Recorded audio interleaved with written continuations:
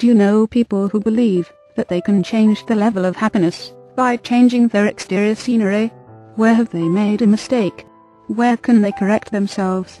If you will be totally honest with yourself, and take a good look at what's going on in your life, you'll discover what is actually happening.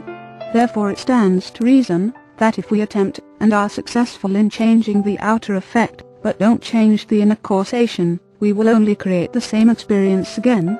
If you no longer know what to do, this process of self-evaluation is a very good path to finding yourself. It will help you to understand that the mechanical thinking process cannot rise above its own limited level. If you are not sure what to do, or if you have any anxiety, don't try to seek release from the anxiety. Just stay where you are, and let it tell you something extraordinary, and it will. So the truth about you is that you are not what you have, and you are not what you do. You are spiritually whole, complete and perfect, and your success and happiness in life will be in direct proportion to your ability to accept this truth about yourself. Chapter 3. What are you telling yourself? It is a demonstrated fact of life that you and I do not behave in accordance with the reality of what we can do, but in accordance with the reality of what we believe we can do. It stands to reason, if we change the way we believe, we can change the way we act. How do we get a belief system? Human beings record what they are thinking about. As infants, our thoughts were emotions, and so we recorded emotion. Then we began to put pictures with emotion.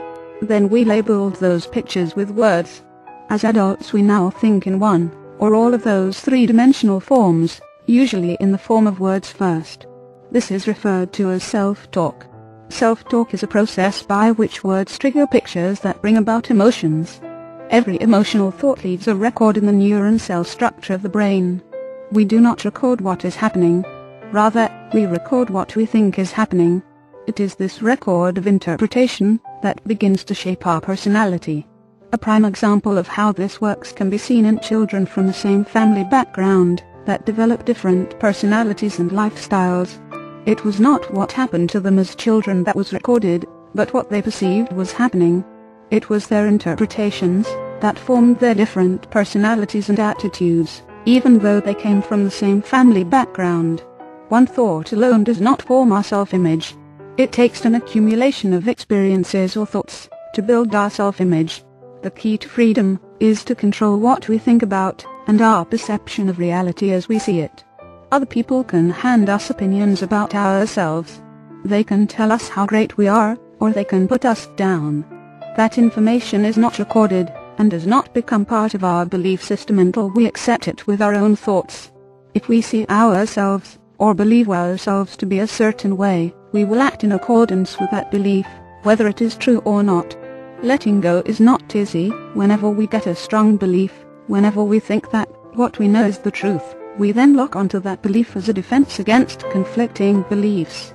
We cannot hold conflicting beliefs in our mind without anxiety or distress. So what we do is gather supportive data and information to prove we are right, and not crazy for believing what we believe. This can work against us in seeking out the truth, because we operate in accord with the truth as we see it, and not as it is. Sometimes we hold on to opinions, attitudes and beliefs that no longer serve us. This is why we must examine our beliefs on a regular basis, to see where we might be lying to ourselves or blocking out information that may be more relevant. Why don't we do this? We lock out the truth because we don't want to be wrong, make a mistake, or feel bad. It starts with self-talk. Self-talk is the constant conversation we carry on with ourselves as we perceive what we think, see, and hear. It is the three-dimensional form of thought, made up of words, pictures and emotion. We build and modify our self-image with our self-talk, using words that trigger pictures that evoke a feeling or an emotion. Our self-image is an accumulation of all thoughts, attitudes and opinions we have perceived and stored about ourselves since childhood. It is the subconscious picture that we have been recording for many years. This picture controls how we think and how we perform. Once we vividly imagine an experience, it is recorded in our subconscious and we are stuck with it until we make a conscious choice to displace it.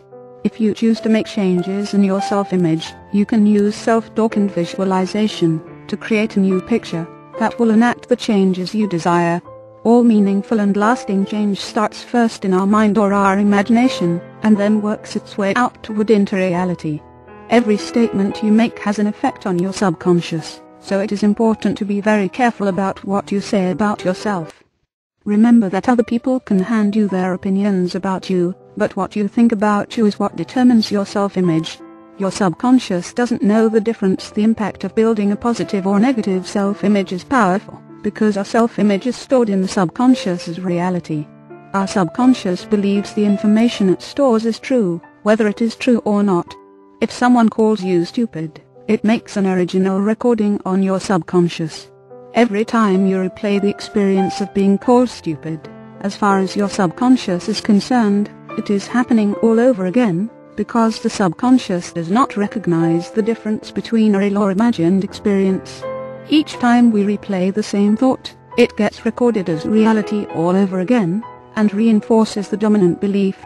In this case, I am stupid. As these thoughts accumulate, they bring about patterns of belief. As we allow these thoughts to build up in our minds, we then act out those beliefs.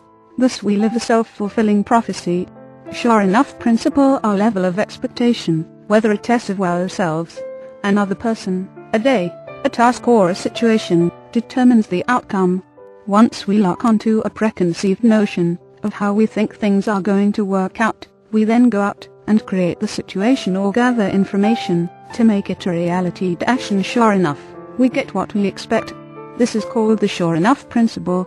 You can see that your self-talk either reinforces an already existing self-image or belief, or it can be used to modify for better or worse opinions and attitudes that you have about yourself. Self-reinforcing cycle. My self-image controls how I perform, or my performance reality. I always act like I see myself. I cannot act otherwise. I can try to act otherwise, but I will have to work very hard to override my subconscious picture of reality. I automatically behave like the me who is controlled by my picture. What formed the picture in the first place was my self-talk. Each time I affirm I am a certain way, I record it in my image of reality. I act according to my image of reality automatically, without thinking about it. And after I act like I thought I was supposed to, I talk to myself about it. I continually tell myself, with self-talk, what I just did. Say to myself, that's the way I am, which reinforces the picture. Say, I always act this way, which reaffirms the image, which in turn ensures I will do it the same way next time. This is known as the self-reinforcing cycle. The self-reinforcing cycle works like this. 1. I notice my performance of a task - how I act, and how others evaluate my actions. 2. I talk to myself about my performance through my self-talk or affirmative statements. 3.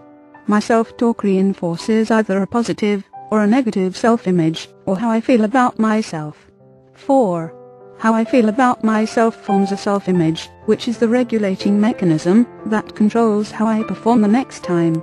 Most people, after they have performed below their level of expectations, or if they anticipated poor performance in their imaginations, reinforce the negative experience with statements such as, there I go again, that's just like me, that's the way I am, it happens every time, this is going to be one of those days, etc. Whenever your behavior doesn't match your self-image, you will say to yourself, that's not the way I am, or that's not like me. These statements will only ensure continued poor performance, by reinforcing the poor self-image. The only choice you have, is to live up to your picture. How to increase your performance? We have to learn to cease attacking our self-image at those times, when our performance does not live up to our expectations, because our negative self-talk will only increase poor performance. So how do we correct this? The first thing we need to say to ourselves, when we are engaged in negative self-talk is, stop it. Then follow up with a statement such as that's not like me. The next phase is the key phrase. Say to yourself, the next time I will.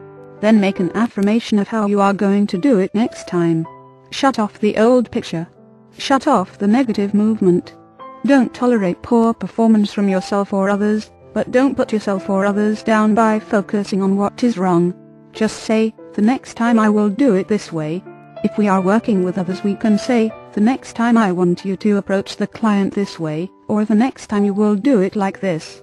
What you are doing with these statements is giving positive and immediate feedback to your subconscious. Instead of recording the negative picture, you trigger the picture of the performance you want. The key to reinforcing an already existing positive self-image, or modifying your self-image for the better, is to visualize what you want your performance to look like the next time, and to stop picturing, thinking about and talking about what you are trying to avoid.